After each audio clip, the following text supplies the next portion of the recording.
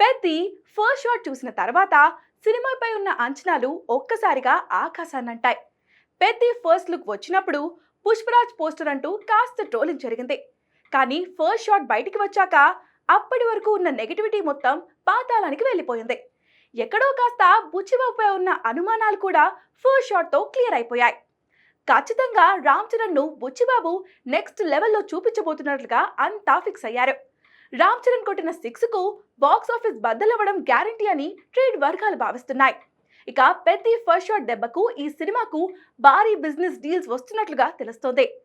OTT సంస్థలు Peddi digital rights కోసం గట్టిగా పోటీ పడుతున్నాయట. ముఖ్యంగా అమెజాన్, నెట్ఫ్లిక్స్ సంస్థలు కోట్లు కుమ్మరించేందుకు రెడీగా ఉన్నాయట. ప్రస్తుతం పెద్ది ఓటీటీ డీల్స్ మీద చర్చలు జరుగుతున్నాయట.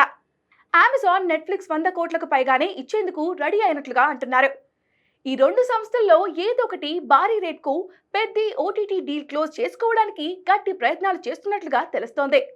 ఇప్పటికే పెద్ది ఆడియో రైట్స్ ను టీ సిరీస్ సంస్థ ఏకంగా 35 కోట్ల రూపాయలు చెల్లించి సొంతం చేసినట్లుగా తెలిసిందే. ఈ సినిమాకు Oscar winner A R Rahman music అందిస్తున్నాడు.